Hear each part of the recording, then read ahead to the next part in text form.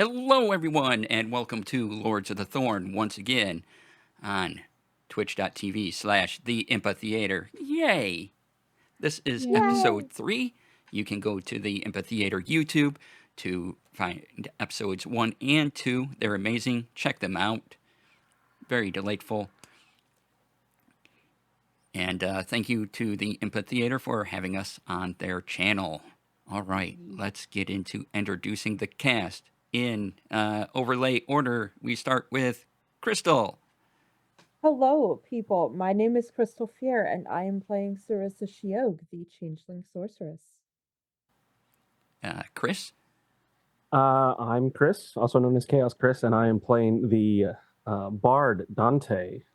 He is very good at turning things into sheep. Lots of sheep. And Almost Lori. sheep. My name is Lori, aka Calamity Jade, and I am playing Caveat Itimikos, your Tiefling Barbarian. All right. So, if you're new to Lords of the Thorn, the thought-to-be-dead god Moander has been revived. His avatar, known as the Abomination, is headed towards the Sword Coast. Its path of rot and destruction has started in the east, and it's expanding westward. The Lady of Pain has shut off all the doors to Faerun, trapping heroes wherever they're at, and no one can leave. When last we left, the Abomination had moved, and there was a horrendous scream that reverberated throughout. Even though it was the Abomination's, 2-3 weeks away from hitting Waterdeep, you could still feel this. You could still hear it. A bright blue light in the sky, accompanying this rumbling, these screams. The only indication anything happened.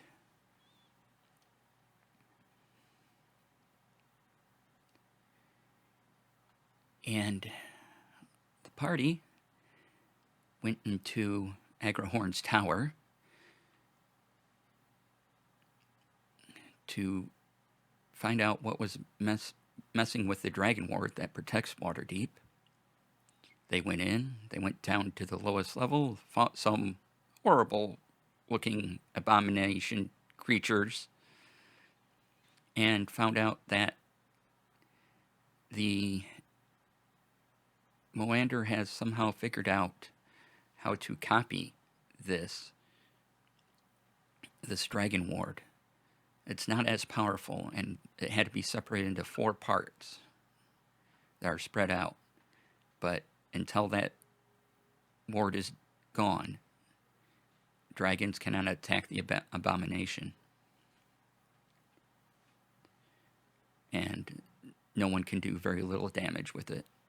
It's thought that if you can possibly break this ward, dispel it, and if the dragons have a chance to unleash their powerful breath weapons upon the abomination, maybe there's a chance enough people can rally and enough can defeat it.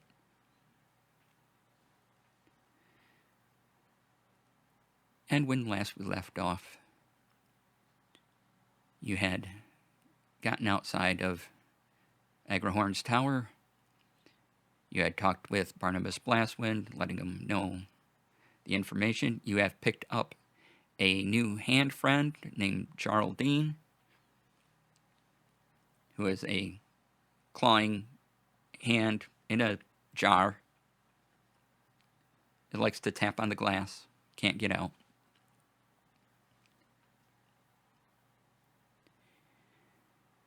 And you all went to sleep. And during the night, you all had an image of the stars outside, and you were up on a grassy hill, and next to you, unfurling as a window shade in cartoon and growing to 10, 12 feet tall, was the figure of death, the classic look, the skull face, the black robe, the long scythe. And he turned to y'all and said, "Hi." Hello, Dust. Excuse me? Yes?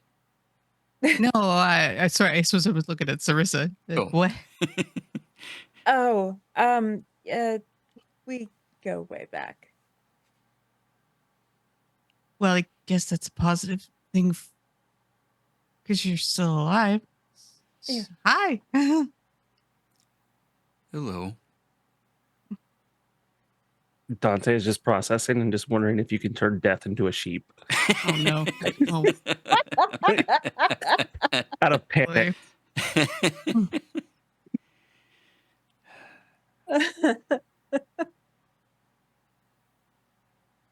boy. Oh, I suppose you would like to all know that you're not dead. That helps people, I'm told. Yeah. So, you're not dead. Take whatever comfort you want in that. That's not for me to decide. What is for me to decide is what happens when souls do not reach their destination. And that has been happening more and more. Perhaps you saw the light blue in the sky Did. day or so. There is a lake over that way, and he takes a long, bony finger and points towards the east. That was once filled with souls of the elves and dwarves and humans that had existed there. And it gave life to everything around it. They are no more. I do not wish this to happen again. There are agreements in place, and there are things I cannot interfere with. But when souls are disrupted, I can.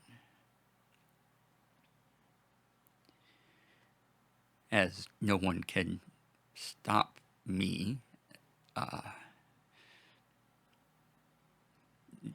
any god that claims to be of death has just tapped into my power and isn't actually me. They just tapped into the wellspring. Hmm. And I have chosen you for a mission. I need you to travel to the Mire of Dead Men to the north. And put this, and he waves his hand, and a large cylinder, black with blue streaks of energy in it. I need you to deposit this in the middle.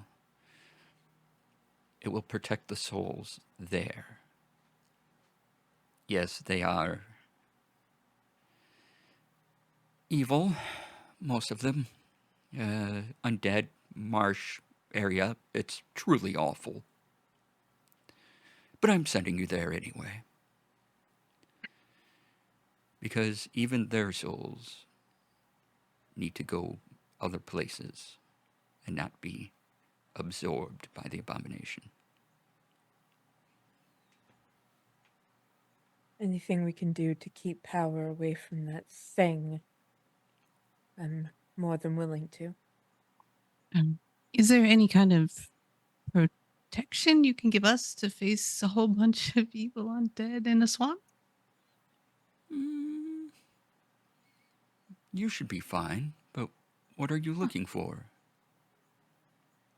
Well, can I sort of, enter my mind palace and see if I recall any like lore about the undead, things that they don't like or things that are more effective against them?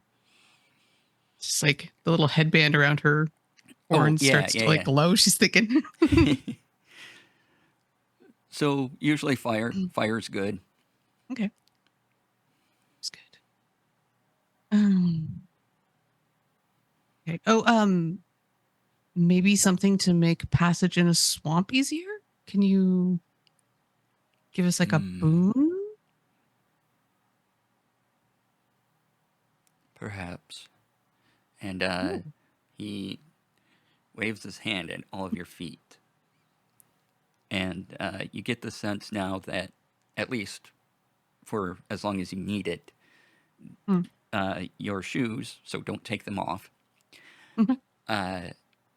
will protect you somewhat from traveling through the swamp, and you won't suffer exhaustion for a while as you go through the difficult areas of this marshy, awful place. That is so. I'm never taking these off ever. I need to wash my feet at some point. Do you? Yes. Yes, foot helps you need to do that. I guess. I don't know. You take them off, the magic goes away. No, the magic stays, but if you take them off, you don't get the protection. Oh, well, that makes sense. Dante, you're weird. Why are you worried about your feet? You're the one that wasn't going to take them off. Because they're cool. Yes. Yeah. Also, I have hoofs. It's different. Once you're out, the magic will fade, but it will last you your journey. Excellent. Thank you. Yeah, of course. Anything else? And you just start looking around, kind of not even considering you anymore. Timeline? Sorry. Where do sheep go when they die?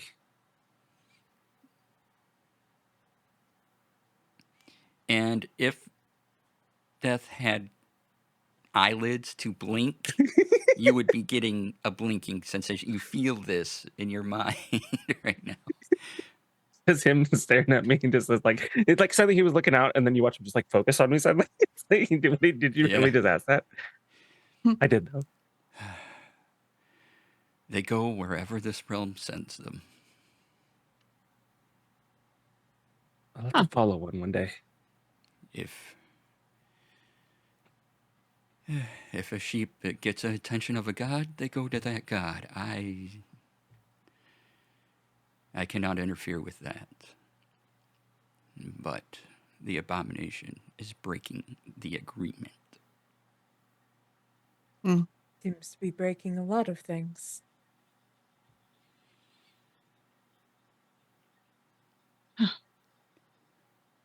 Either way, it's lovely to see you again, even if it is under horrific circumstances. Death looks over at you, and for a minute he's like, "We've met." It, like, just you get that feeling in your mind. He's like, "Yes, It's been a while. Yes, great to have met you again."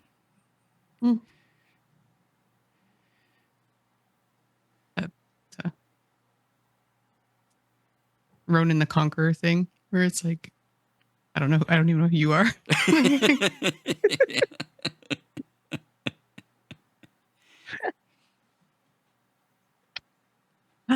Okay. Well, if there's nothing else you need, Death, and just kind of like little curtsy, do we walk out? Nope. Do we wake up? And as soon as you dismiss him, he rolls back up into the window shade and disappears. Yeah. Why? Also, what's a window shade?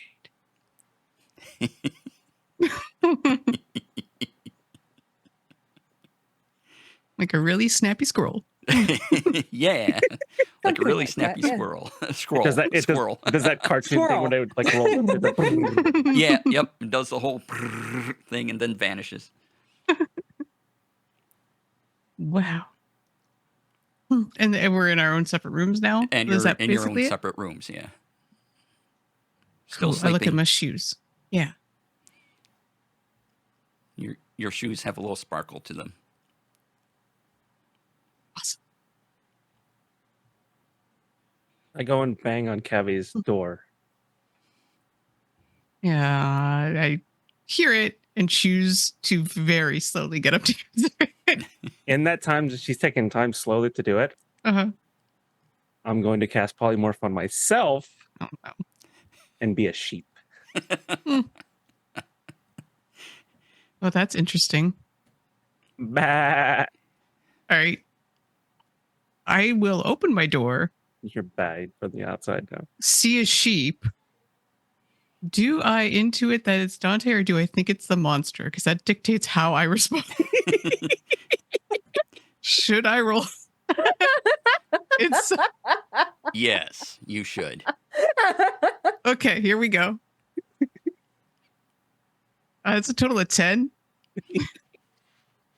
You're not sure. Bah! All right. Okay. Like, Oh no. I yell like, I'm monster. And I like bap on what would probably be the wall to Cirrus's room, scoop up the sheep, and I'm going to try to huck it out the window. Like, It's gonna be fun. Yeah. monster. Just like scoop. Sheep toss. So by the time Sarissa wakes up and gets out, you've already tossed your sheep out the window. And Yeah, unless it's struggling, I guess. Oh, you're definitely struggling. It's just like as much as a sheep can. If you've ever picked them up, they're just kind of stiff. And I'm just, Oh no, they wiggle. They're Yeah. they're ridiculous. they will get wily. No, you But I'm not very strong as a sheep, which is great. evil monster, get out. And just like, hook it. See if sheep fly. yep. Uh, And, Sarissa, help. they fall just like any other creature, and I love that. Yeah. I assume. So, Dante, you're experiencing wind in your fleece as you approach the ground. How high up are we again? I don't imagine. I would say we're not that high, Yeah, you're not that high. which is why I'm not exactly like this isn't too bad. But I wasn't expecting her to just throw me out. I thought maybe she'd smack me. The last enchanted sheep I saw turned into a big, like, rotten tree. I wanted out. I do have, as a sheep, I am sure-footed, so I have advantage on strength and dexterity saving throws made against effects that would knock me prone. All right, make a, do the It- dex thing. It'd be a dexterity save, probably. Yeah. Oh my god. gosh. All right, I have a +0 as a sheep. Okay. That's a 17. All right. Wow. So Good for a sheep. yeah, you roll and land just fine as a sheep on the ground. Sarissa, It is a you devil. see a sheep on the lower on the ground I'm now outside. staring up at the window. How is this happening? It followed us to the village, obviously. And then I'm grabbing my stuff and trying to run out to the sheep. I'm gonna. Ward the tavern. Where? Oh dear. So Durnan's at the bar. Are you going to warn him about a sheep outside? Or are you going to go out and deal with the sheep on your own? Or I'm going to from the window because I can see him, right? Yeah. Okay. I'm going to let's see. I'm just gonna cast Frostbite. Okay. Oh boy. It's a con save of 15. Oh, concert. I think the sheep has a better constitution than I do. Hold on. No. That would be amazing. That would be hilarious. It does not. Okay. Oh. All right. Con save. What is Yeah. it to beat? 15. 13. Okay. So you're going to take 2d6. So 7 frost damage. Eventually, like immediately, just like the fleece just poof. It's like a pop, and this is like it's Dante, and I only take 4 points of frost damage because it bleeds over into my new form. What? I woke up like this. I thought about turning death into a sheep. I woke up like this.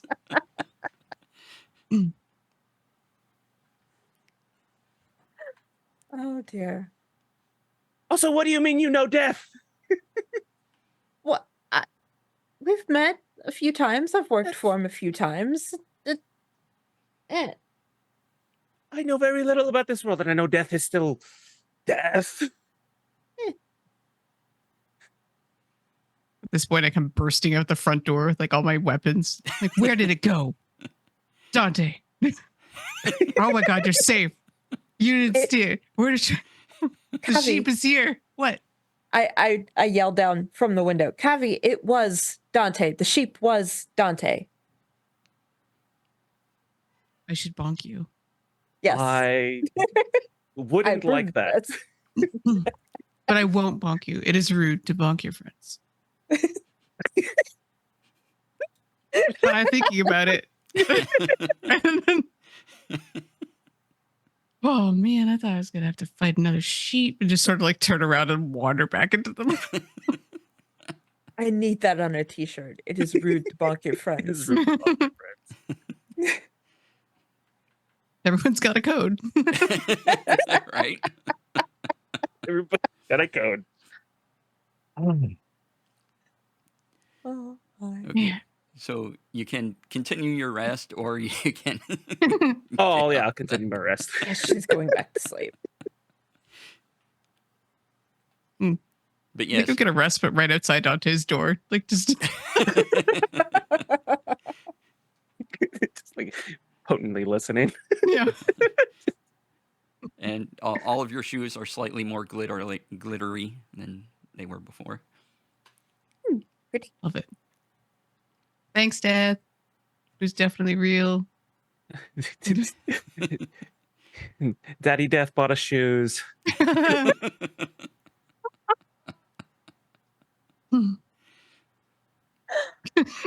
New shoes for all our scholastic activities. Yeah. Oh.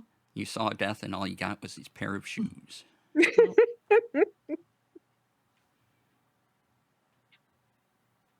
Oh yeah. Would anyone mind if Cavi took the mace? Does anyone else want it?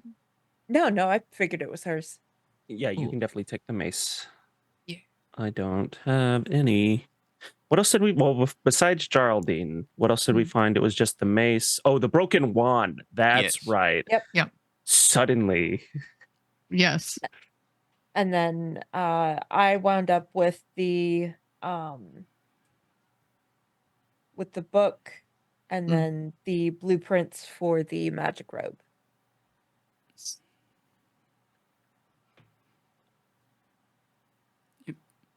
It's a spell book, right? Basically, or like a journaly spell book kind of deal.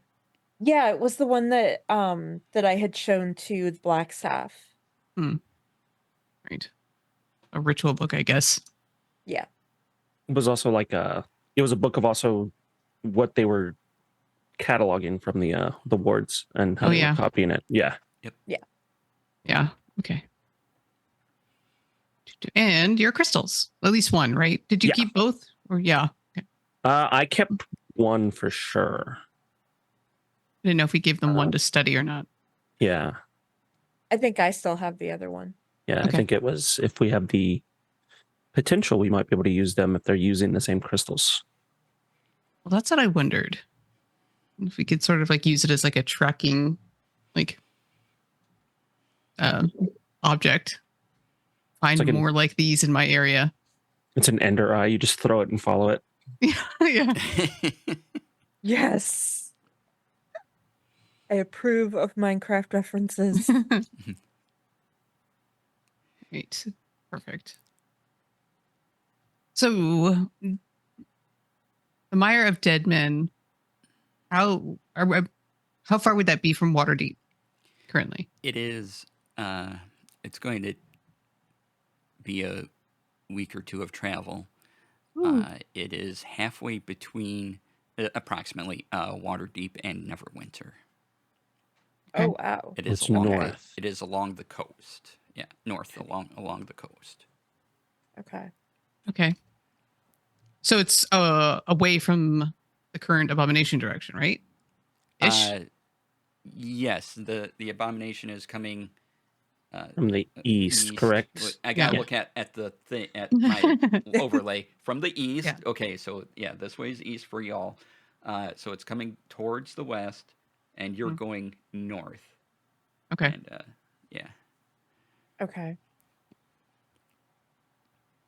Do we have time to do that before? That,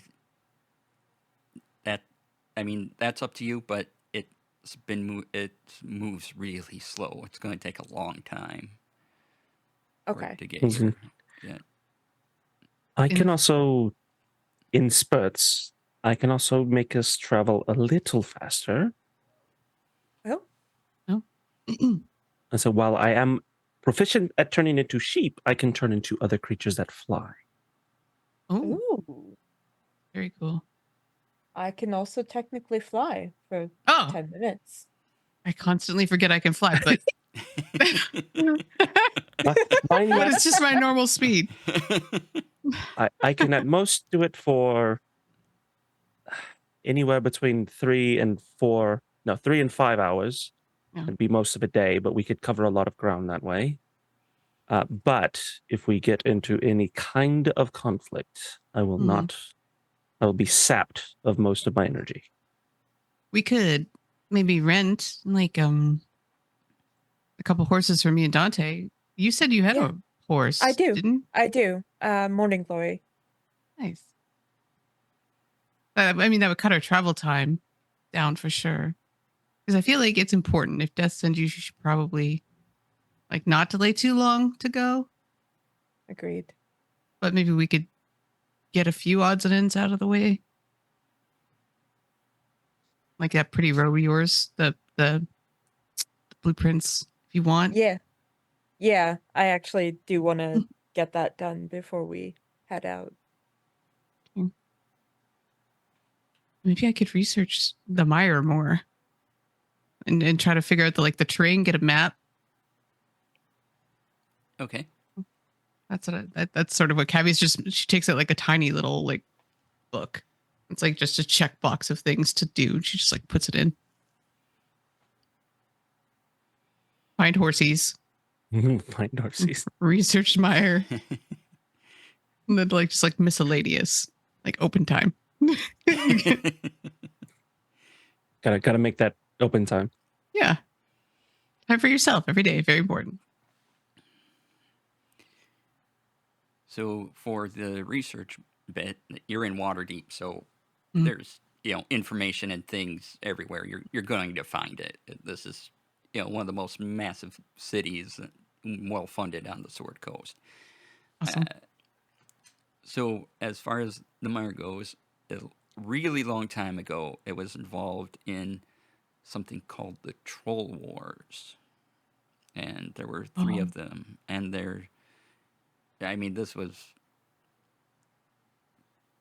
at least 600,000 years ago, somewhere in there. 600,000? No, 600 to 1,000. Okay, I was like, ago. what? That was a long time ago. Wow. 600,000 years ago. So specific. They Okay, rode on sorry. pterodactyls, yeah. You find references to that there was also a battle with a god known as Mercule. And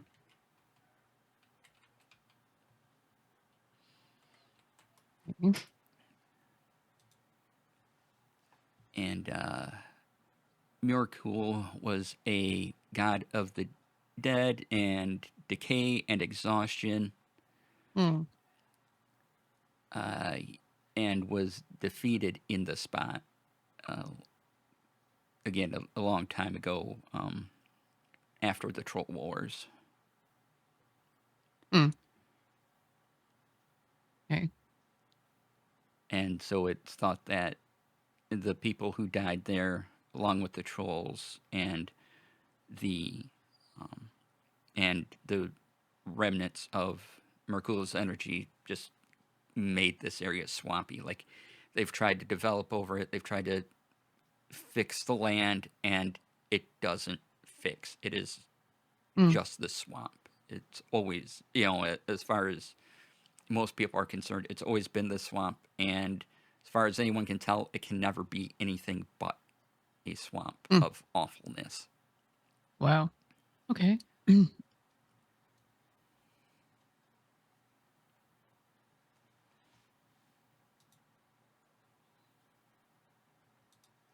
So go put the jar down. Don't build a summer home.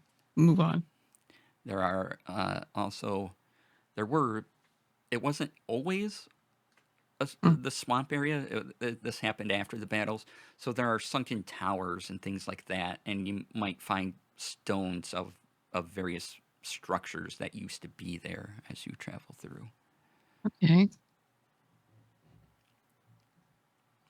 It is now known to be a den of undead horrors, basically, and other things. Okay, great. Huh. All right. And then basic map, which is just kind of like the Sword Coast. And if there's I know the Mire doesn't have like villages and stuff, but just sort of like a gauging, approximation of it. And if possible, I would like to go to like the merchant district. Okay. For people that used to travel the roads to see what are the best routes to take to get in that direction. And I'm assuming they probably avoid traveling through, but anything they know about most efficient routes currently to get there, kind of like help us out as we go. Okay. If possible. Yeah.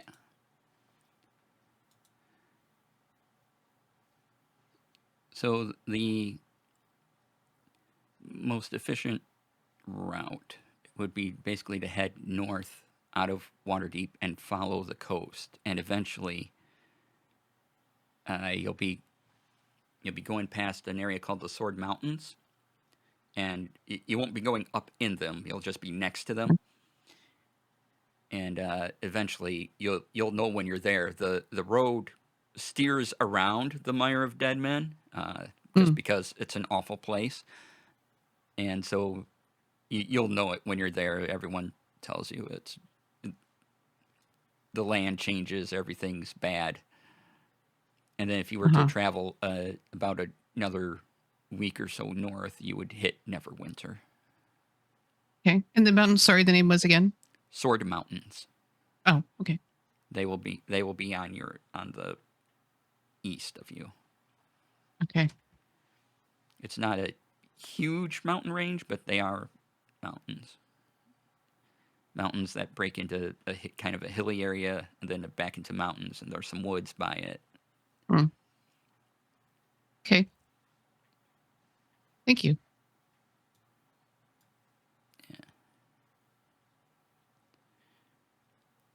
Yeah. Anything else you need to do research about that?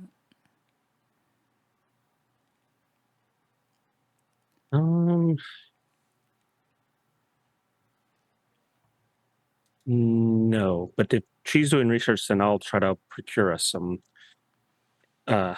horses at a decent price. Okay, easily done. Yeah, you find horses. Don't worry about it. You can just have horses. We're level 10 adventurers. Get some horses. Get a couple of horses. Not the most difficult task, I know. You're right. I would assume that the stable that Sarissa is keeping Morning Glory at would have horses to rent. Yeah. And for your benefits, I'm putting a link to the map of the Sword Coast in our chat. Thank you. Cool. Been a while since I looked at this baby. Wow, so big. Yep. So water deep, and then just follow that north along the coast. If you zoom in a bit on it, you'll see where you're going. And, Yes, the Sword Mountains. Yeah.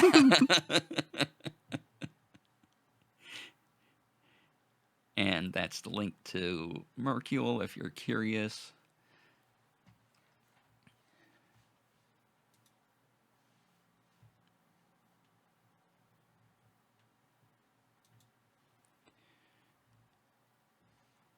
But yeah, so that's what you find out basically. Awesome. So that you got horses. Sarissa, you want to try to get your robes made? Yes. All right. You find a shop, and you're actually pointed to this shop called Enden's Mending. Enden's Mending. Okay. And you enter it, and you see a halfling, or I'm sorry, a half elf. And there's you know the spell. There's a mage hand walking on the desk, and he's talking to it. He's ordering it around, and it seems to be independent of itself, which is unusual for the spell because usually you're guiding it, but he's talking to it as if it's a friend, and he's stitching something. He's like, "Okay, Oscar, hold that there. Yes, please, right there. All right, perfect." And he's stitching thread, and he's like, "Yes." And there are all sorts of fine gowns. Like these are some of the best clothing you've seen in Waterdeep. Ooh. Okay. So I'm going to walk up. Hello there. Hello, yes. And then, glad to meet you. My card. He gives you a business card. Thank you. Sarissa. I have this blueprint for a robe that I would like created. Well, let me see it. Let me see it. Sure. Is it unusual? And he looks at it. He's like, oh, this is fascinating. I need 2 days and 100 gold. Perfect. I will go ahead and pay that. All right. And then I'm going to shop around these dresses because it's Sarissa. She loves finery. Sure. Basically, any fancy type of dress you want that looks spectacular that costs between 50 to 100 gold starting is here. Okay. So you can decide Okay. what kind of clothing you would like. Yep. She's gonna go ahead and buy it's a blue and black Victorian style gown. And All right. she hasn't worn anything except black for a good long while. So this is going to be kind of a transition for her. Excellent. So, yeah. Yeah. And you're all waiting a couple days then for...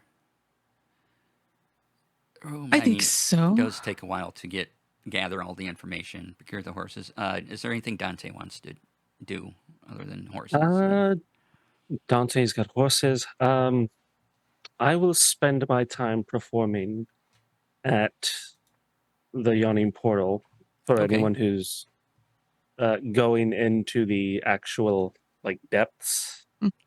And while I'm actually performing, I'm also using bardic inspiration on each one that I think looks like they could use a little bit of help. So that all the days that we don't go anywhere, we use all roll a that performance check, and this will determine how much you make.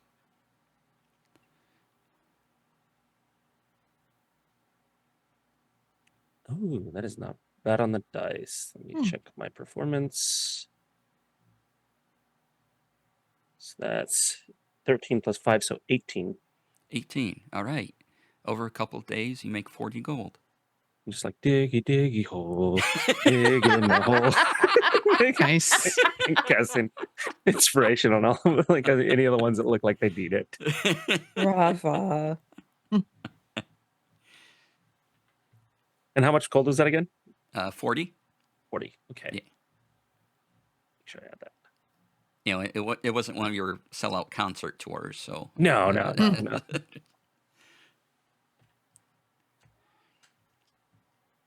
Okay, Sarissa, you get this robe. If you put it on, you will get an additional +2 to your armor class. Ooh. Wow. Holy crap. Really? Yeah. Nice. Mm. Alrighty. It's going to be cursed.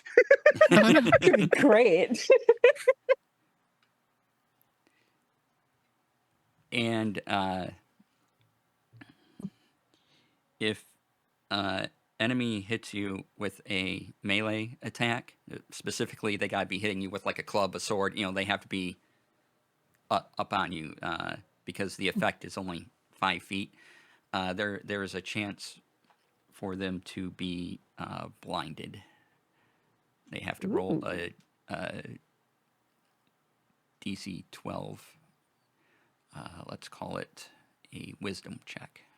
Mm. And this effect can go off 3 times a day. Nice. Alrighty, thank you. Yep.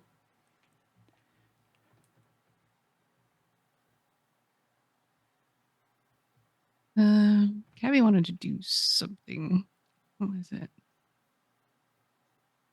Shoot. One of the things I wanted to do, since we're here for a little bit, is just like arm wrestle people for money. But there was like an actual task that I had in mind, and I've now completely. Oh yeah, so now I got it. Aha! I wanted to see if it was possible to get like a leather bolero made that I could custom fit like vials of oil in, because undead don't like fire, so I wanted to be able to make like problem areas. Yeah. 70 gold. 70 gold? Okay. Yep. It's kind of specialized what you want, plus the oil. So it'll be filled for you. So, yeah. Awesome. Thank you. And then cannot rest. Wrestle. Yeah. Do a performance check. Oh, buh. Performance or strength? Athletics, though? No? Okay. Do a strength athletics, sure. Thank you. Thank you. You're kind and generous, Dia. -1 +7, different. Yeah. Wow. Diet 20. Diet 20. All right. Nice. You in your time you get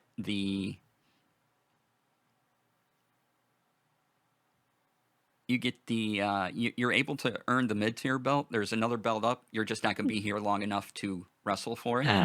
Dang it. But you get that belt, and whenever you come back, you'll probably be the next. You got a few matches, and then you could be the next challenger for the championship. Ooh. All right. Well, now I got to live. I have reason. Reason. Belt is mine. I got to get that belt. Yeah. What are you going home to? A belt. He doesn't know it yet, but.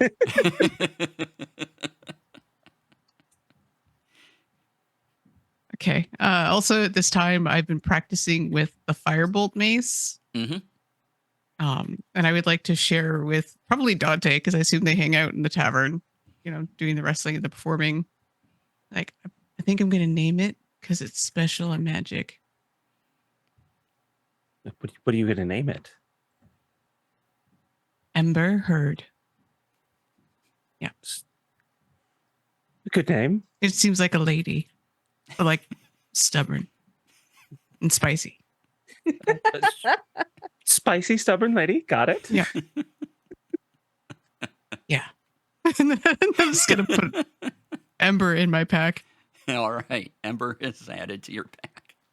Excellent. Along with Geraldine. Geraldine. Oh no. Yeah. Oh yeah, Geraldine. I need. Yeah. Is there like a blast resistant glass jar that I could pick up for Geraldine? I'm just worried that like me getting beaten up. I don't want Geraldine escaping or hurt. Yeah.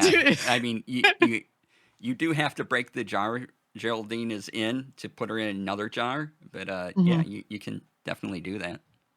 Okay. That's no problem. That's not going to cost Is you it like anything. is it like cutting loose a feral cat all of a sudden? Like is the book it? Yeah, it goes and there's like stuff on the table and things, and so it just goes after this stuff that's on tables as you, and then it gets like a plate or something. It starts dragging it over to a place, and then it goes grabs like a fork and it's dragging that over, and it's almost like making a little nest of itself of whatever it can find for itself. So of whatever it bizarre. can find. Yeah. I guess, yeah, I'll put it in the new jar, and like whatever object it seems to like the most that's small, like a coin or something, I'll include that in the jar so it has like a little like binky or whatever. Binky. There you go, Geraldine. So the first time you put it in a jar, it was the jar was handy and you had to stuff it in there. Is this one wider, or do you give it a little room to? I think like, yeah, a little room in the bottom, but like a smaller lip, so it can't like still turn around and start to like escape. So it's got like a weird tapering, I suppose. All right, so it has a little more room, but you still got to stuff it in there. Yeah, it just goes in. And every now and then it kind of flips the coin with one of its fingers, and it hits the top of the jar, comes down, and just flips the coin. Well, I think Geraldine's happier now. I have no way of knowing. Just did my best. All right, that's all I need, I think. All right.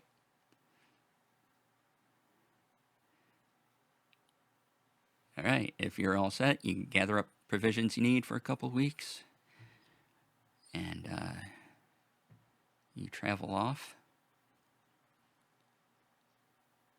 And if there's no conversations you need to have while we're traveling, you'll wind up at the Mire of Men. I think the only conversation we'll be like a day out on the horses, and I'll turn to Sarissa. I go, Sarissa, what did you name your horse again? Morning Glory.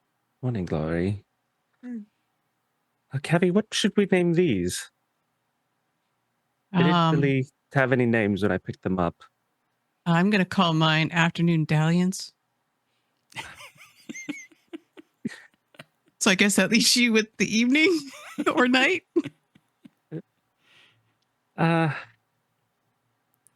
Sarissa's going to pause at that and go, it's mourning as in grieving. Well, that would have been helpful to know earlier. I guess mine would be evening soiree. Oh, nice. And now we celebrate the naming of the horses. Yes. How quickly do we feed them to alligators? No. Go into a swamp.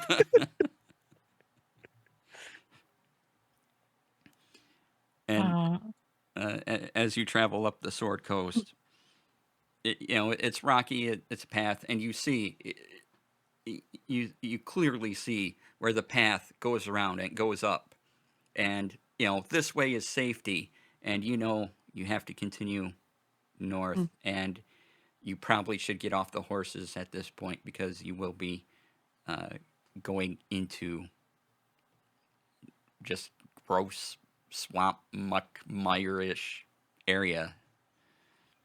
Yeah. As we get close, do we want to just like hitch them here, or do we want to leave them at like a town that's sort of like nearish by? I was going to say we're well in between towns. I don't think we. Yeah, there is a small town not too far from here. If you want to.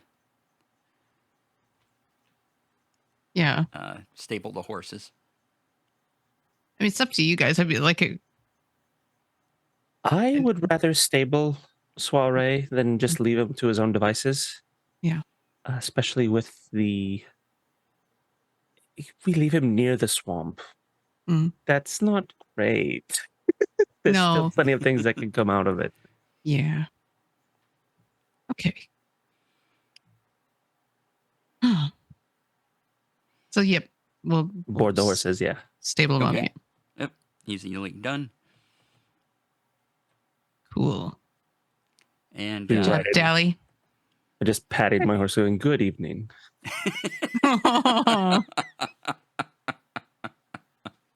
Yay, I regret nothing.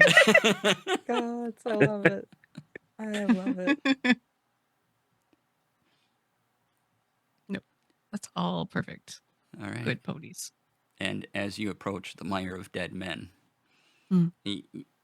there's clear ground change. You know, as soon as you take another few steps, it's going to be muddy, murky, and you'll probably not see your feet, maybe up to your knees, maybe deeper. Mm. Okay. And there's a tremendous smell Well, of just things that have rotted, and you see bones sticking out and some flesh not quite all gone yet, and you see bits of buildings here and there, tops of long buried towers. Hmm.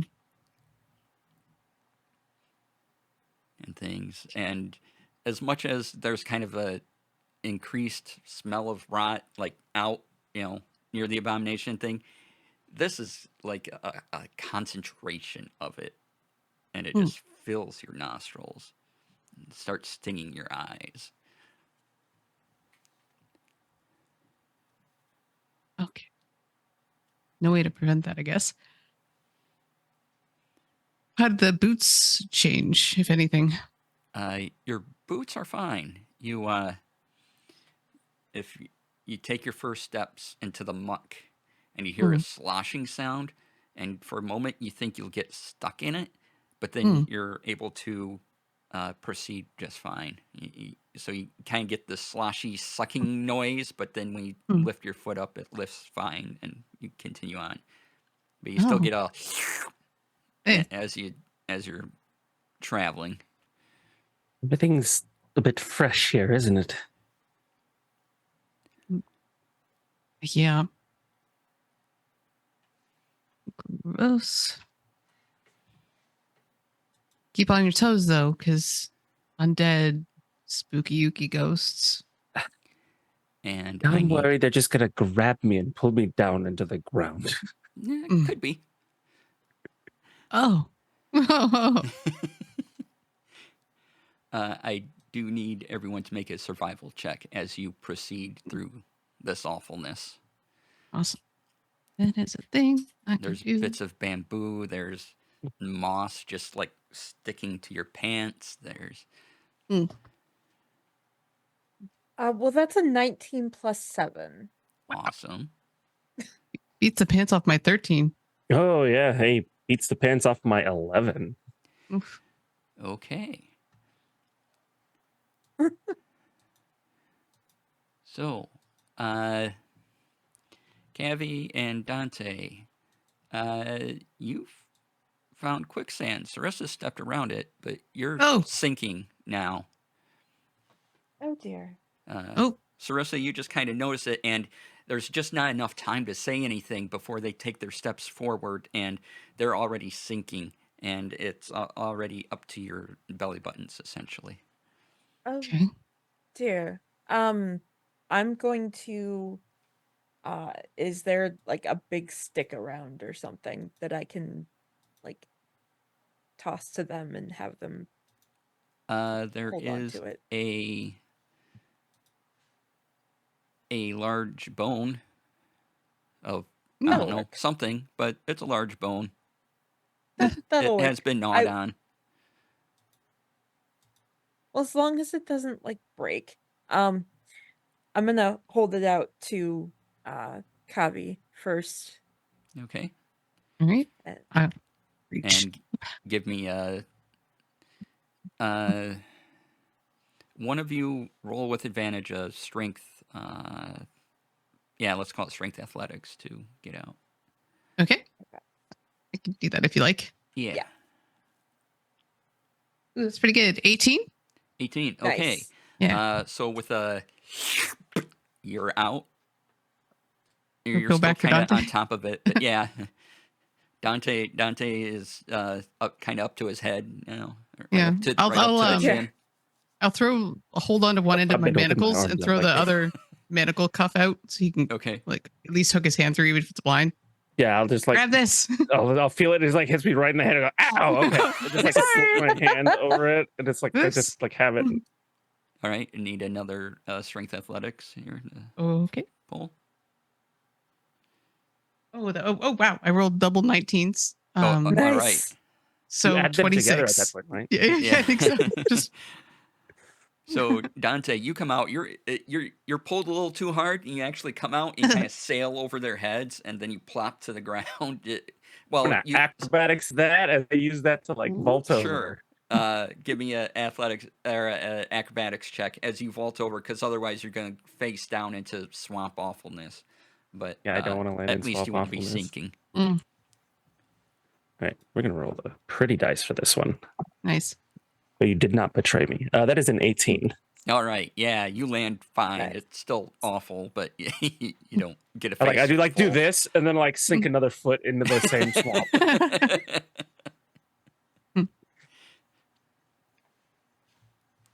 Perfect. All right. And Well. I don't like that the ground is trying to eat us now. Mm. Now we know what it looks like, so we can hopefully avoid it in the future. you have lost a tab. There it is.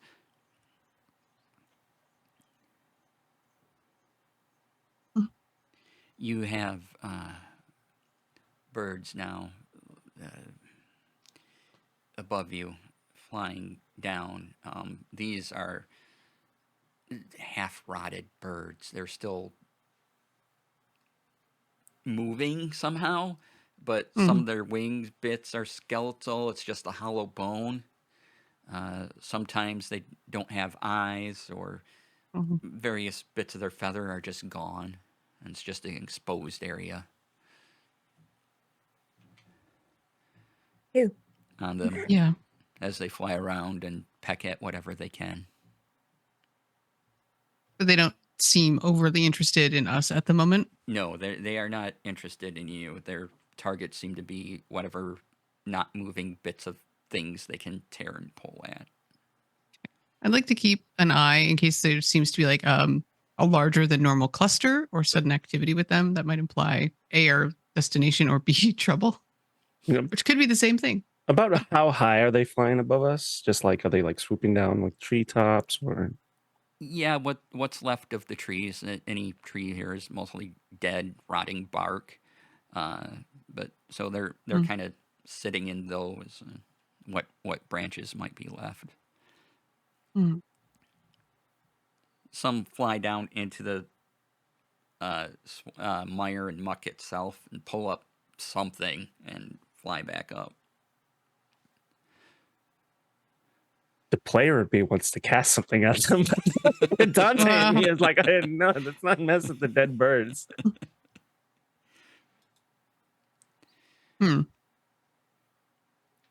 And as you travel through, there's, like I said, stone tops of old buildings that maybe you could get into if you wanted to actually dive underneath this. And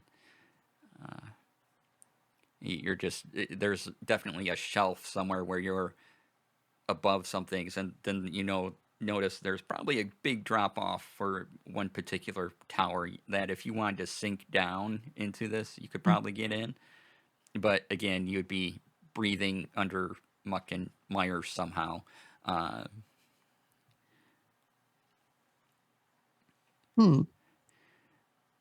unless we need to camp out, I guess. And you pass around that, and you keep going, and you see just stone, and the pattern continues on. And I need another survival check from everybody. Okie dokie. I'm gonna find the quicksand for a second time. Hey, we're warming up to the swamp. 15. All right. Hey, 14. Okay. 14 plus 7. Okay. So, yeah, I'll give it to y'all. Close enough, Dante. You need a 15, but It's 2 successes. yeah. Kevin like sees me like walking into something that's got like bones protruding out of it, and just like yanks me. The manacle is still like on my arm. I'm like a small child in Your a buddy. mall. Yeah. No. Yeah. So what Cavi pulls you away from is, and Cavi and Sarissa, you both hear this thing. Mm. And this huge monstrosity is coming out, and Cavi has pulled you away from a head of a Hydra. Oh. Oh, okay. Is it awake? Oh, Oh, no. yeah. And Ah. That was as you're pulled away from it, you see this long-necked, 5-headed beast just rise up out of the muck at you, each head roaring. And everyone can roll initiative. Yay. All right. It didn't get a sneak attack on me. Yeah. Oh, yay.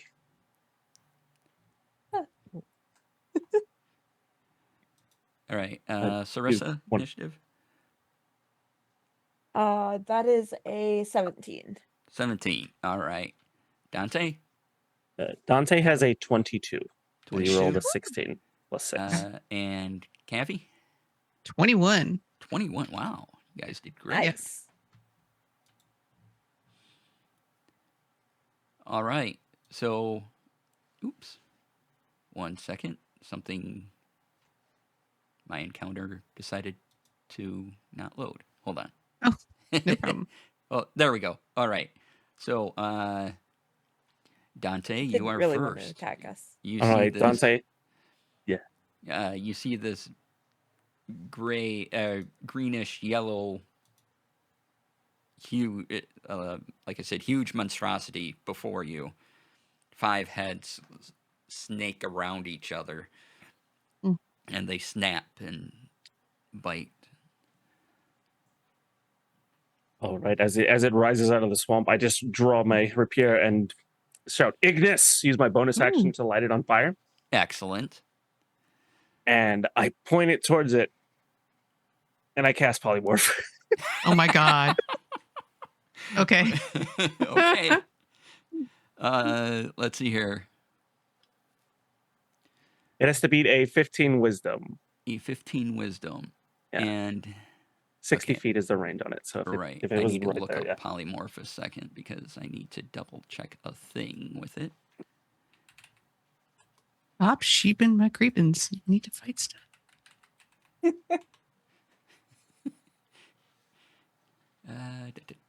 This is a...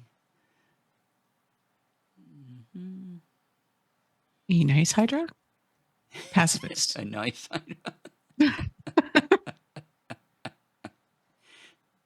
Rolling the table for non-combative Hydra. Non-competitive. He's just trying to sell us some like snake oil. Yeah. Yeah. It's gonna have a conversation. Just real lonely. Only got 5 other heads to talk to. Okay.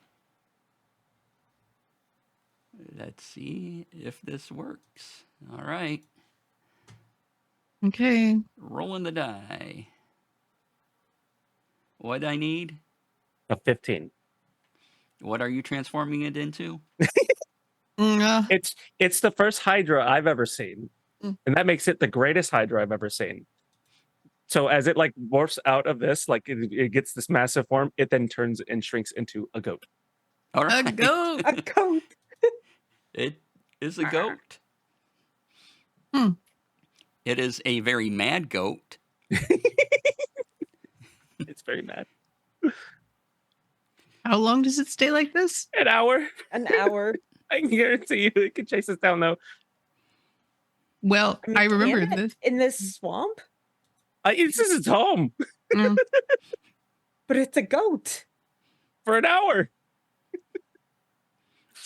It's just standing where it is. It's very upset. It's biting. And every now and then when it tries to bite, you think the other heads kind of separate out from it. And so there's like 5 goat heads that kind of come out and then snap back. Absolutely not. Oh, that's hilarious. Okay, listen.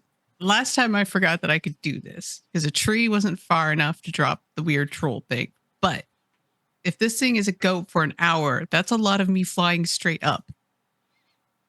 Oh my god. If I pick it up and fly straight up for as long as it takes and then drop it.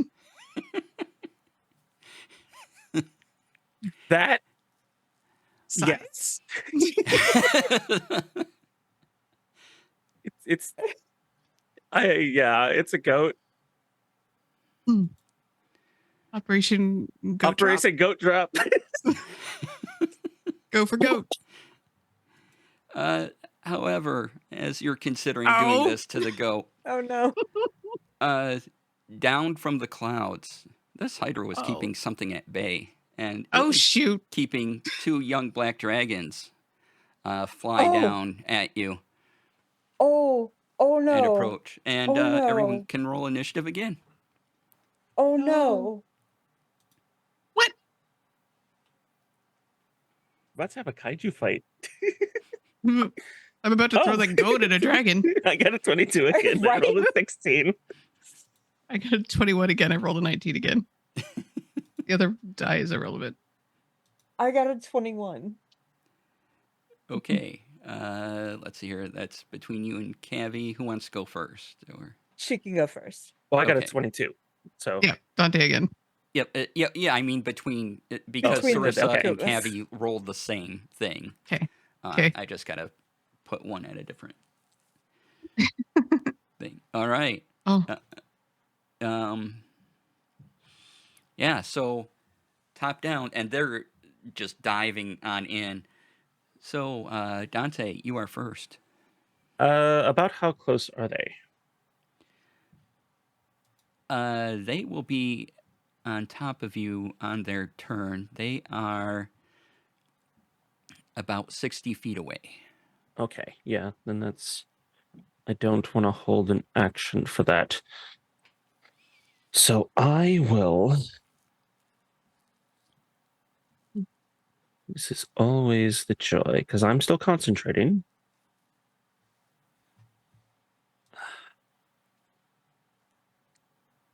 Part of me wants to hide under the goat. I will... Nope, can't do that. I will just cast Shatter at 3rd level. All right. And it's a 10-foot radius. If I can get them both with it, if they're not that close to each other, I'll just focus on... You can get one because they're both coming at different... Yeah, that's what I figured. I will get at least one. It has to make a Constitution saving throw. Takes half damage on a success. 15 is the DC. Okay, it fails. Okay.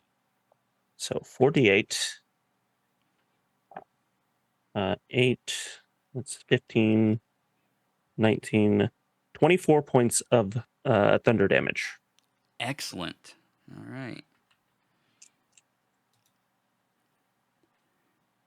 And I will kind of... I won't split from the group, but I'm going to basically move myself away so that we're not right next to each other. Okay.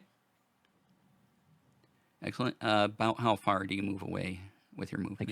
I can move 35 feet, and if I'm not in difficult terrain, I will move... Basically, I'll move 25 feet away from the group in one direction. Okay. I'll say wherever the goat is, I'm going to basically go like towards it, like in that kind of general direction, so that the goat is like to the left of me and the rest of the group is to the right. 25 feet. Yeah, 25 feet. Okay. All right. What is still ignited? I am, and I will inspire Cavi. Okay. Aw. Excellent. Cavi, your go. All right. Do we want me to fast spell special this goat into that dragon? Yes. Yes. I wasn't expecting that, but yes. I would like to scoop up the goat, Yep. unfurl my wings, and fly like 20 feet up in the air and huck the goat at nearest dragon. Okay, you got one on your left, on your right. Dante, Yeah. hit the one on your left. Do you want to go I for will that hit the one on the right. Yeah, I'm gonna Right, bonus okay. action to rage just because I want to. Okay. Rage So- goat throwing. Yeah, rage goat throw, and Rage, let's see go through. Okay. what wild magic effect I get. It's the greatest of all throws. Let's see the wild magic effect first. Okay, it's a 4, which magic infuses one weapon of my choice, which is Ember Herd currently. Until my rage ends, the weapon's damage type changes to force. It gains the light and thrown properties with a normal range of 20 feet, longer to 60. If the weapon leaves my hand, Ember will return to my hand at the end of the current turn. I'll let you apply that to the goat. I didn't want it to return. I don't want it back. I'm going to stick with Ember just because I don't want the Okay. Hydra to come back at me. Oh my god. Okay. I almost fell for that trap DC, though. I was almost like, yeah, come back, goat. No. No. No. No. All right. How can I go? What would you like me to roll? First, strength athletics Okay. to see how well the goat throw goes. Oh, well, it's a natural 20 plus 7, 27. Okay. Yeah. I kind of want to because I think I understand now how polymorph works. If it takes damage, it becomes real. So I want to arc the goat. So when it lands on the dragon, in theory, it turns back into a Hydra on its back. Okay. Because I think that'd be really love funny. it. Perfect. Your throw allows this. And for damage, roll. Yes. We'll have you roll for the transformation as well. So roll 3d10. Ooh, okay. Get my D10s out.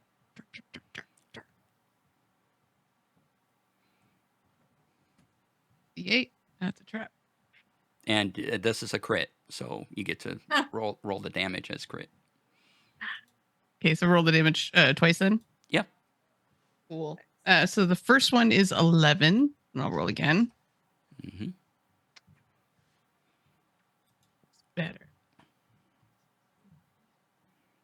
22 additional on top of the one for the crit roll. Okay, so is that 22 damage total or 33? 33. 33. Okay. As you throw the goat and it lands right on top of the dragon, they start tumbling as the dragon is very confused. And the Hydra unpolymorphs itself and just they crash into the mire, and this dragon takes the full weight of the Hydra upon it, squishing the Hydra. The dragon is nabbing at the Hydra, but now you got a black dragon Hydra fight and a black dragon, in the air. Yeah. in the Yeah. air. All I am also in the air.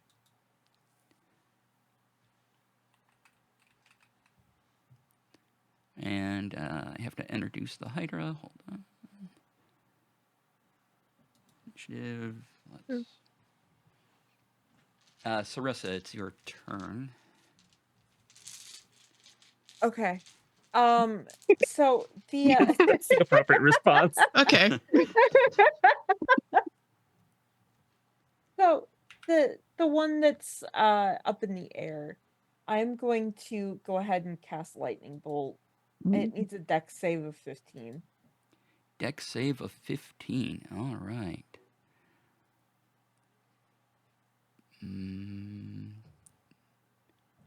Dex save of 15. Do the thing. 19. Yay, it saves, but still takes damage.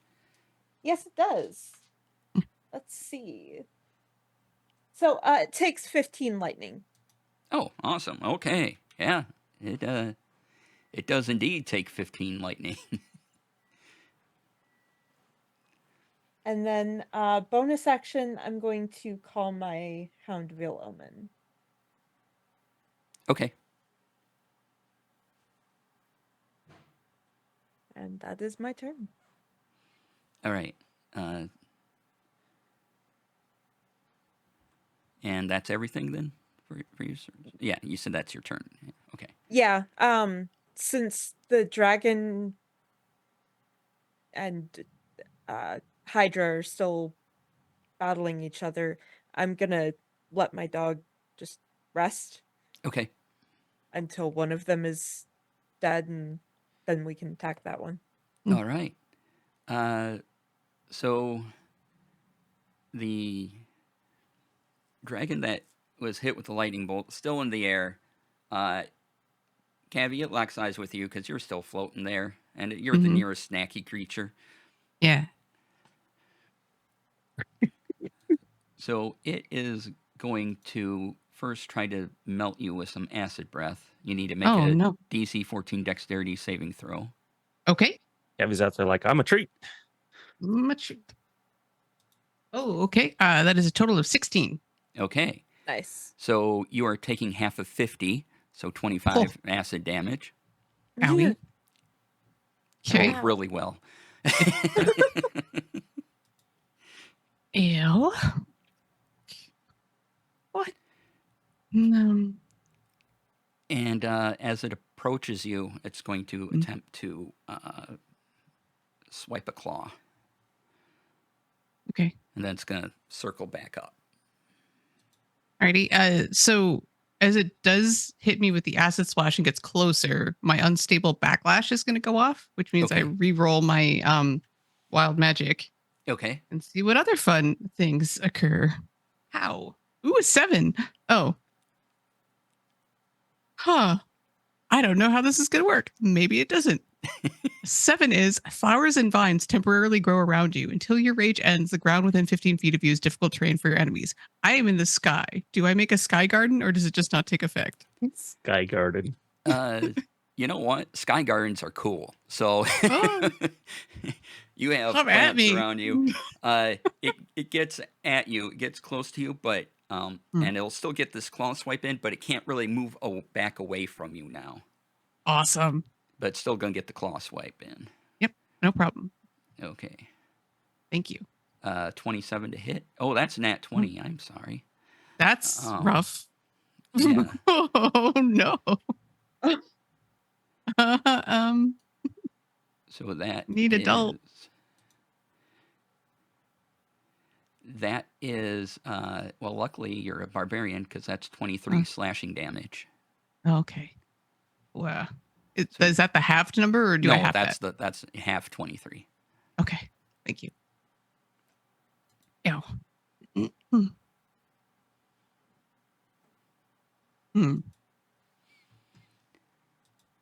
Okay. Let's see here. Unexpected Hydra. Or totally expected Hydra. Totally expected Hydra. Let's see here. I gotta give it some hit points a second. These black dragons did not expect the Hydra to pop out of that goat. Yeah. No, that's okay. So it's the black dragon that's underneath it, the Hydra. It's this other black dragon's turn. It shoots its acid breath right into the Hydra. And let's give the Hydra a chance, shall we? Nope. It's gonna take. The Hydra takes a whole bunch of acid damage to it as it's being tackled, and then the Hydra gets to go. Let's see here. It's gonna try to get rid of the dragon and make 5 attacks. So 1d10 plus 5. You enjoy that, other dragon?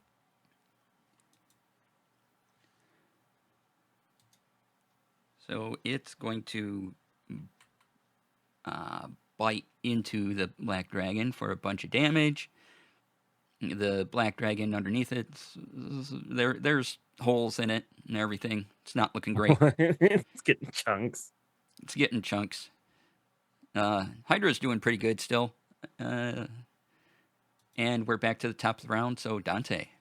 This is like the reverse, like the goat dropping into like Jurassic Park, except the goat then turns into a Hydra and fights the T-Rex. All right. They're on the ground. There's still one up in the air, and it's not moving as fast. No, How high you is... see, you have this strange effect of flowers and more life than probably has been in here in this area than since it transformed into the swamp area. And there's just garden and vines, and it's sort of wrapping around this black dragon and preventing it. It's still hovering, but it was trying to move away from Cavi, but now they're just face to face. Okay. Between the three of them, are they about 30 feet away from each other? Like the Hydra, the black dragon under the Hydra, and then the dragon in the sky. Because I know Cavi was only like 20 feet up. Yeah. Well, sure, 30 feet away from each other, sure. Okay, because I'm going to rush up, just brandishing the sword, and I'm going to cast Steel Wind Strike, and I need to make an attack against each one of them. Like I have to basically run up so that I'm within the 30 feet of the one up as a high. Oh, okay, sure thing. So I Naruto cool. run through the swamp, spear in hand, and just like suddenly just dart forward, and I have to make an attack against each one. This one will be the Hydra. 4 + 7 is probably not going to hit. It's 11. That doesn't against hit. the dragon on the ground. That's 5 + 7. So that's 12. That doesn't hit. And then the one up in the sky. Let's see. That's better. That's 17 + 7. 17 + 7. That is a hit. So that is, that's 24. And it takes 60-10 damage. Okay. The one up in the air. Yep. And I don't want to be next to the Hydra, so I'm going to teleport 5 feet underneath the dragon up in the air. Underneath? Yeah. Are you floating? I can flying. No. Oh, so you're falling. I'd say hit, and then like fall into the swamp. Okay. Just so I'm not next to the. Got it. Because I had to get close to the other one. I don't want to be next to the Hydra. Okay, here we go. That's a 10, 20, 22, 30, 38. I rolled really good. 40. 38 + 5, 30, 43. 43. Oh, wow. Jeez. Nice. That is a chunk of damage. All right, this one isn't looking any good. Anything else? You just falling into the swamp again from teleporting away? That's teleport away, and then I'm just gonna. Okay. How is cat? No, I can't cast another spell. That is that will be my turn. Okay. So fall back into the swamp. Yeah. Do I need to roll anything for that, or no? You'll land. That was okay. cool. You get bonus cool points. Bonus cool points. Cavi, your friend just teleported up, did a massive hit to this dragon, and fell back down into the swamp. This dragon's, it's still got some life in it, but it's not looking great. It's my favorite way for enemies to be. I will switch out to my longsword of life stealing. And with my bonus action, I'd like to activate my animated shield. So I will say its command word, which is Excubious Age, and it floats around me. And I will take 2 attacks with my sword. Okay. And I guess I could do it two-handed because my shield does itself by itself because it's great. Shield does shield things. Yes, the first hit is a 21. That's a hit. Excellent. +2. 10 magic slashing. Okay. And then one more hit. Maybe it doesn't hit, which because it's you have inspiration 11 still too. So I do have inspiration. Yeah, it's a D10. Holy cow! Okay, yep. I will use that. Ooh, that's good. 19. 19's a hit. Excellent. Thank you, Dante. Ooh, that's a 10 plus 5 for 15. 15. Okay. And just as a thing, because of my slasher feat, his speed is reduced by an additional 10 feet because I hit him. Okay. So he's kind of not moving anywhere with the difficult terrain and just floating there. Here. Yeah. Your plants are kind of keeping them more aloft than it's actually keeping itself aloft at this point, but it's still up. Anything else? That is all for me. All right, Sarissa. There are still Hey. 3 targets. I'm gonna stick with the one that is still in the air. Okay. I'm gonna go ahead and cast Lightning Bolt again. Sure thing. So, Dex save of 15. Okay. Dex save of 15. Do the thing, Hydra. Do the Yes. I save. I got 25. Dang. It still takes half. Yep. So, half of 19? Half of 19. Okay. It is barely hovering, but it's still hovering. Okay. But that was a good hit. And then, I guess, my hound is going to go ahead and go bite the Hydra. Bite the Hydra. Okay.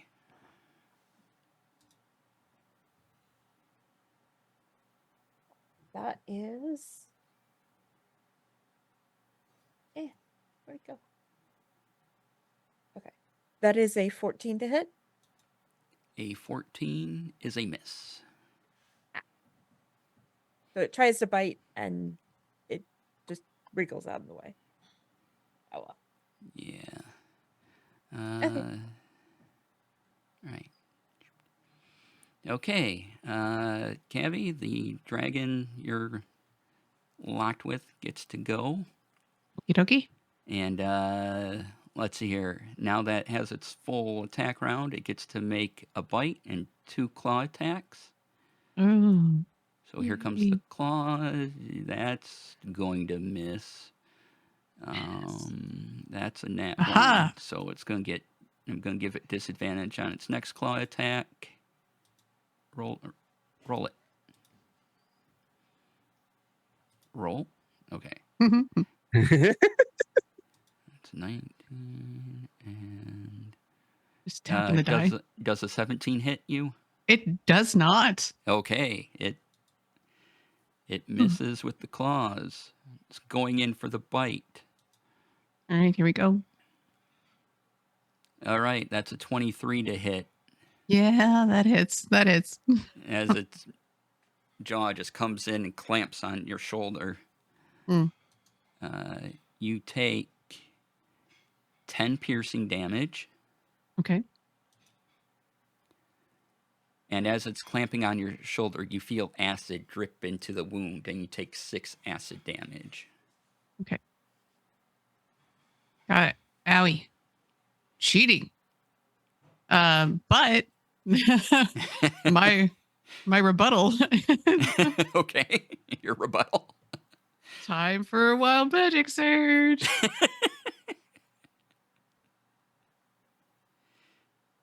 It's a 3. Okay. So the vines go away. I guess they like draw back into me as I get hurt. And then an intangible spirit, which looks like a flump or a pixie, it's definitely a flump, appears within 5 feet of a creature of your choice. So the dragon. At the end of the current turn, the spirit will explode. And each creature within 5 feet of it must succeed on a dexterity saving throw or take 1d6 force damage. Until my rage ends, I can use this effect again. So little flump bomb. Okay, dexterity saving throw. Here we go. It'll be at the end, end of my turn. The end of your next turn? Let me make sure. Sorry, the new end of the current turn. Oh, so this one, yeah. Yeah, so it got a 7. Oh. So the little flump floats just in, it's like, hi. For 2 force. Just a baby flump. 2 force. love Its existence was brief, but Yeah. Just like in its no. mouth, just like poof. It was like Mine Turtle. Yeah. Yeah. Like, hello. Poof. Hello. All right, Oh, this other dragon that's having a bad day with the Hydra Good. is going to go after the Hydra a couple times here, hitting the Hydra, missing the Hydra. All right, so it gets a couple claws into the Hydra, doing some damage to it. The Hydra is going to do a whole ton of damage to, let's see here, or attempt to the dragon. Let's see here, that's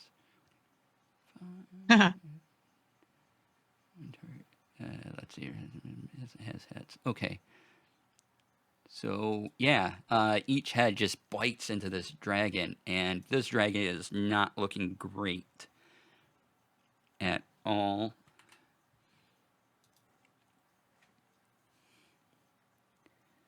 And we're back to Dante. All right. As this Hydra is clearly winning this fight. Yeah, the Hydra's winning that fight on the bottom, and I'm going to pull out the wand with the crack of it in it, which I have now named Wand of Sykes. Okay. And I'm going to, assuming that it's got the range of like magic missile, if it's got like 120 feet, I'm going to use it on the dragon that's still in the air. All right. First, let's see. Roll it. Add your normal spell attack modifier to this and roll a d20. Okay. We're going to see if you hit with the effect. 7. That is a 13 plus 7, so dirty 20. Okay, that would indeed hit. Now I need you to roll a d10 and tell me what you get. All right, sparkly die. Let's see what you give me. That's a 5, middle of the road. A 5. You aim at it, and Cavi, as you're looking at this, the dragon grows another claw out of its chest. Oh, that. No, not helpful. Not helpful. I wasn't certain what it was going to do. I thought it would do damage, not grow. So a 5 will grow an extra limb on whatever creature you aim it at. Writing that down. Wow. 5 is extra limb. Well, that's great. Good. That was my action. As an apology, I will use a bonus action to cast a fourth level, because she's going to spend another a 4th level healing word on Cavi. Okay. Thank you. So let me roll that. That's 44 plus 3. So Goodness. 4. Whew. 44 plus 3. That is that's good. So that's a 4. That's a 3. 7, 10, 13, 16 points of damage of healing. Thank you. Well, it's about to be damage when the Healing damage. Yeah. All right. Wand of Sykes has a. She's got her own. Yeah, got her own plan. mind. Got her own plan. Our own plan. Okay. That is my turn. You have a dragon with the extra claw coming out of its chest. Sure do. I will summon another flump. Hello. As my bonus action, sort of near the shoulder, like away from me, so I don't have to make the deck save. But right near the dragon, so it will. And then I will take 2 attacks with the longsword. Attack number 1 is a 24. That's a hit. Yeah. Ooh, that's 11 slashing damage. Okay. And second attack. Whoop. So, at this point, how do you finish off this dragon? And bonus, if you want to do like a steering column thing and steer this dragon's body into something, I will let you do that. Oh, I do. My thought was initially like that new limb that popped out probably looks like, like when Deadpool regrows a limb, it's kind of like a baby limb for a second. Yeah. So I was gonna like stab into that flesh because it seemed more vulnerable, but then I could like use it to like steer or push or huck the body at another dragon. Just keep throwing stuff and stuff. I mean, you This would be is your coming problem. down with the dragon. Oh yeah, So, absolutely. Yeah. Okay. Okay. So what about then if I stab it in its chest to make it sort of like barrel roll in the air as it dies? I will then be on its tummy, surfing it down onto the other. Okay, you're gonna hit the Hydra more than the other dragon, but I mean, it's not a perfect plan. It's just a plan. okay. yes, that's D&D. So Yeah. roll another d20. Add your normal attack Okay. bonus. This is basically your second attack. It's the 18? dragon into the Hydra. That's a hit. Yay! And then roll your normal damage for the body hit. For Okay. this is unexpected. Yeah. Yeah. It's me too. First time for everything, I guess. It's a 13. 13. Okay. Yeah. The Hydra is not happy with that, but let's see here. No, the Hydra is still going fine.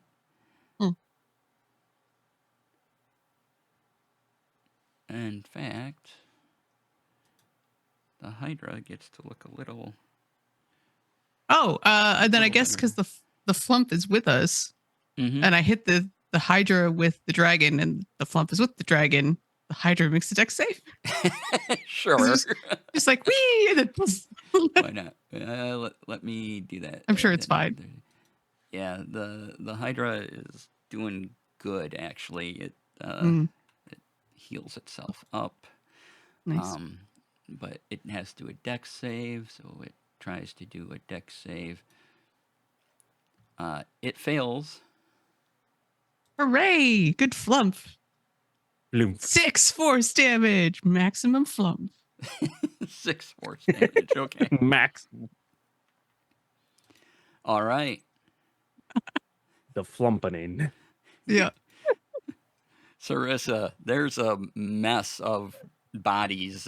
There's a black dragon underneath a Hydra, and there's a dead black dragon on top of the Hydra, just slowly sliding off. It's making like that noise as if it's sliding down glass. Oh my. Absolutely. Alright So you have then. a one young black dragon left and a Hydra. Okay. I'm going to.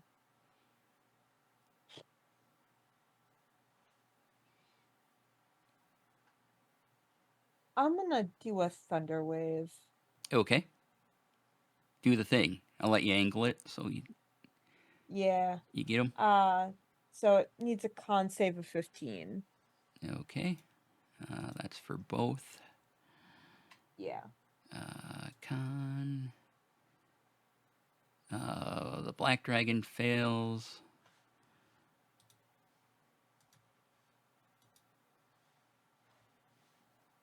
The Hydra makes it. Okay, so the black dragon takes 26 and is pushed.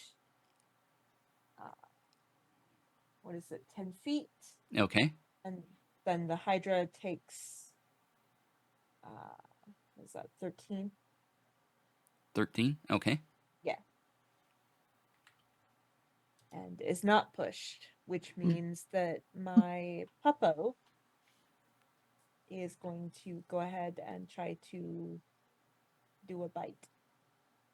Okay. On the Hydra. Mm-hmm.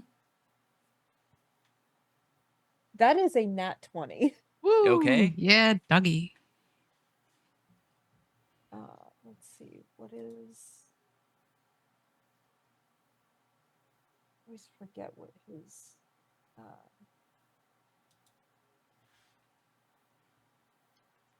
what his damage dice are. 2d6. Okay. Hmm. 6 plus 5 plus 3. Math. 13. Okay. No, Okay. 14. Okay. No. Yeah. 14 plus. All right. And. Okay. So, two things. Your Thunder Wave has decimated the young black dragon. It when it hits it, the thunder damage gets rid of it, and as it pushes, the Hydra just kind of scoops it with a push and just pulls it into the muck below as it dies. And then you did enough damage in one turn, the Hydra loses a head. So now it has 4 heads. And let's see here. It's not its turn, so it can't do anything about that. But yeah. Sweet. And now it's the Hydra's turn. Okay. 1, 2, 3, 4 plus 5. Okay, Cavi, there's 4 heads. They're going to try to bite at you. Oh boy. Each one. Okay.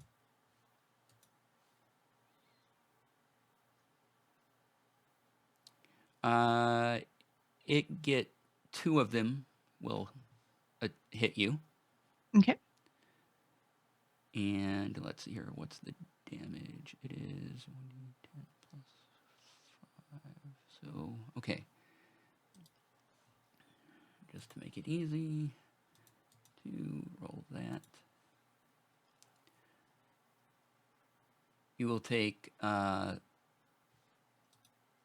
type of 6 piercing damage, Okay. and 14 piercing damage. Okay. That's the total. Those are the totals. Okay. And then I have them. Yep. Okie doke. And let's see here.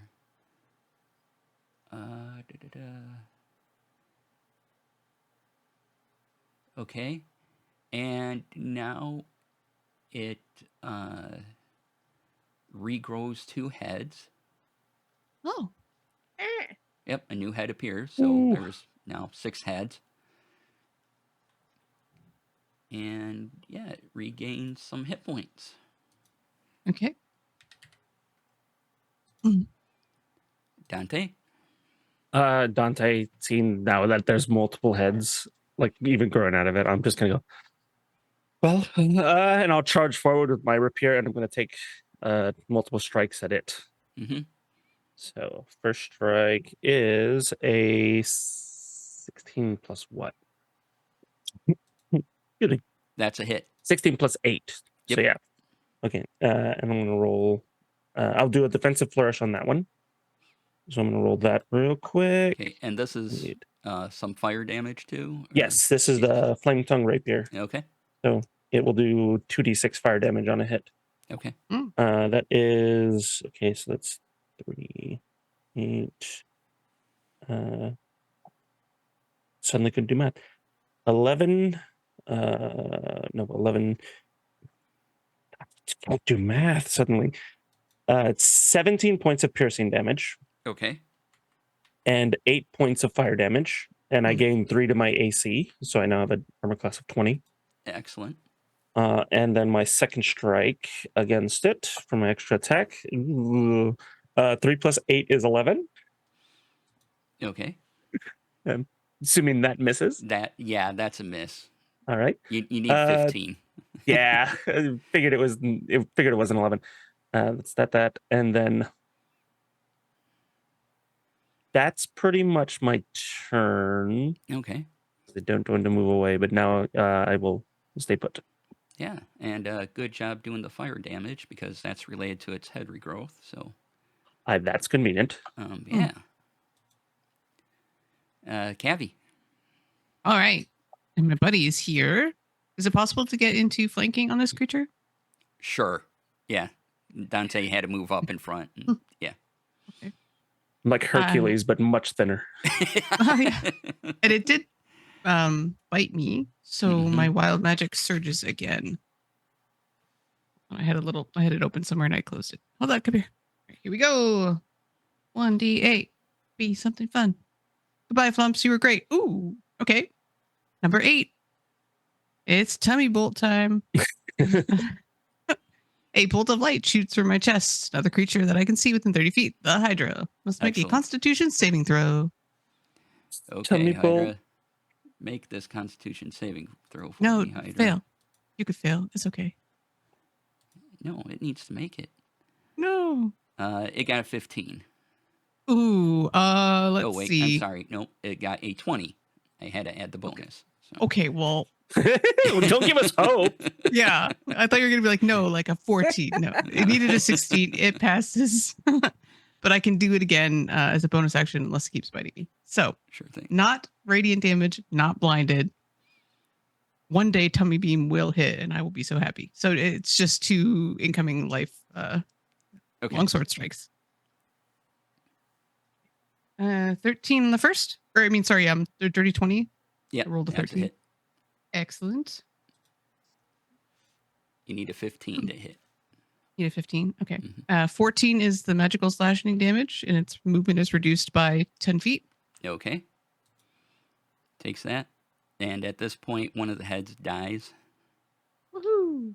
Okay. Yeah. And then, One less attack. yes, 25 for the next hit. That hits. Excellent. Plus 12 magical slash. 12 magical slash. All right. Great. And that is everything I can do. Okay, Sarissa. Okay, I'm going to lightning bolt this thing. Do the thing. It's very big, so you can angle yourself around and not hit anyone else. It's pretty easy. Okay. So, So I'm rolling a dex saving throw. Yep. Needs a 15. Okay, dex saving throw. Come on, Hydra. It fails. It takes 38 lightning. Okay, that destroys another head. And it's kind of thrashing around a bit. Okay. And then my Yep. Bren is going to go ahead and bite at it. That's another nat 20. Holy Excellent. shit. Good dog. Yeah. Bad Hydra. Bork, bork. 6 plus 5 is 11. 11. Plus 3 is 14, and then that's nat 20, so that's double, right? You rolled the So- dice again, I think. Yeah, you can roll the damage die again. So we're at okay. 14 damage plus whatever you roll again.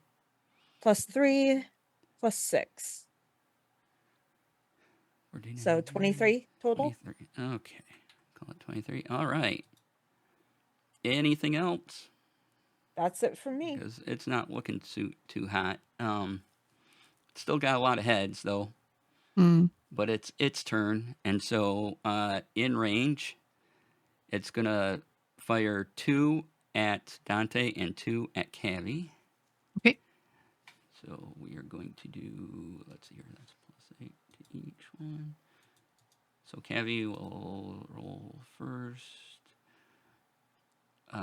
Let's see, a 13 isn't going to hit you, but a 20-some, I believe, is. Oh, yeah. Yeah.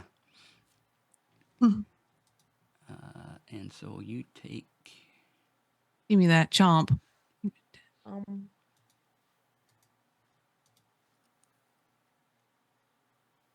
That's 5 points of piercing damage. Okie dokie. And then Dante...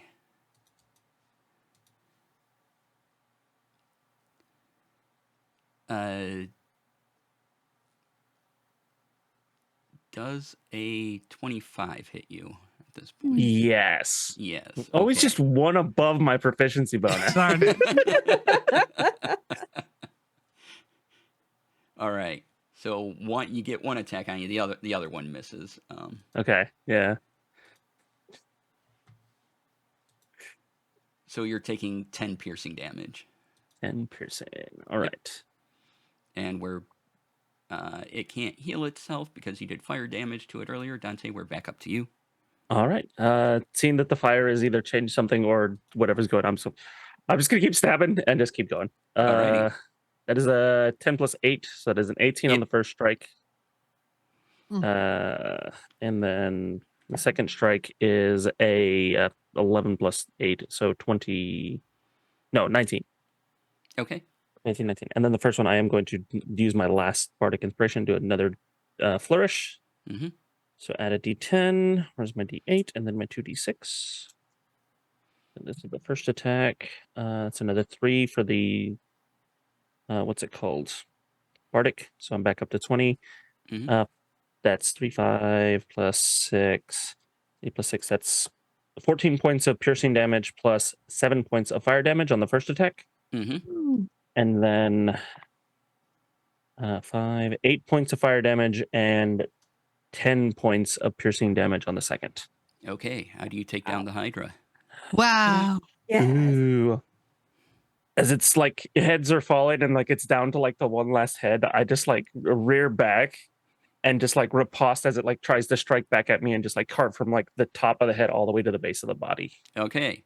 Yeah, you slice it open and, half the heads fall this way, half the heads fall that way.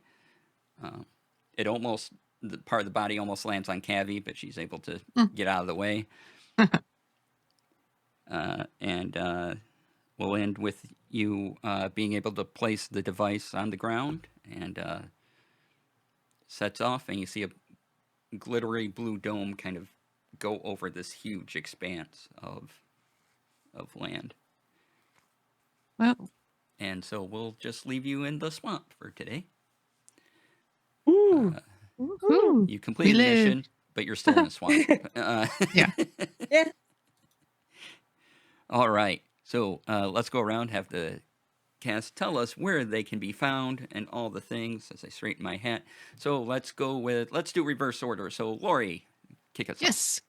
Hey, everybody. My name is Lori, aka Calamity Jane. You can find me on social media at calamity_JAYN pretty much everywhere, including the Empatheater Discord. So you can find me there. Come visit us, say hello, talk about the show. And of course, you'll see me here every Monday. All right. Chris? I'm Chaos Chris. You can find me on every social media as Chaos Chris or Chaos_Chris. I've kind of just grabbed all those, and it's KRYS. That makes it really easy to find. But you can find me here every Monday, and I am also on the Discord. So feel free to talk about goats. Oh boy. Talk about goats and sheep and polymorph. It's a children's book. Crystal. Hello, people. My name is Crystal Fear. You can find me everywhere on the internet as Crystal Fear. I am right here on Mondays. I am also on Discord. I am pretty much everywhere. Just come chat at me. All right. And I've been your DM. I'm DC. You can find me everywhere under DC Lasair. That's DC Lasair. Please go to dclasair.bio.link to find a link to all my links. It's fantastic. Click around. I stream on Twitch Monday through Fridays. What times? Noon Pacific, 3 p.m. Eastern.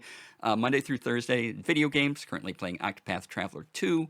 And on Fridays is Tech Friday, where I talk about streaming, producing shows, like I'm producing this one right now. So come on by, ask your questions. And this week, we'll be talking about audio and separating it out in OBS and things like that. So if you're curious about that, stop by my Twitch at 12 p.m. Pacific, 3 p.m. Eastern over there. A mini-series I did over the summer-ish, it was a werewolf game, is now on Spotify. The first episode just went up. It's a 4-episode mini-series. That was it's called Broken Spirits with Vancouver by Night. So please check that out in Spotify. And if you want to support this channel and this stream, go to the coffee. Yes, go to the coffee. And the handy link in chat, that's ko-fi.com/the Empatheater. And if you want merch, who doesn't want merch? You can go to sonerdwear.com/the Empatheater and use promo code empathy for 10% off. And let's see here. Join us on the Discord, which that link's already been in chat. That'd be fun to talk about all the shows that happen on Empatheater. And let's see here. Have I hit everything today except for the thank you bit? Okay, so we got to do the Empatheater outro. And we'll do some thank yous as well. But so Empatheater would like to remind you of the following: Black Lives Matter, trans rights are human rights, stop AAPI hate, stand up to Jewish hate, stop telling people with a uterus what to do with them, read a book, climate change is real, and when given the chance, choose love, and if not, kindness. I would like to thank Duval and Bill for giving us the opportunity to be on their channel. And thanks to Maddie Games, for the beautiful intro and the overlay you see around us. Thanks to Lynn for the character art. Fantastic. At Gremlin. And intro music by Alex Zavesa. All right, that's it for this week. Come back next week for episode 4. We'll see you all then. Bye. Woo! Bye.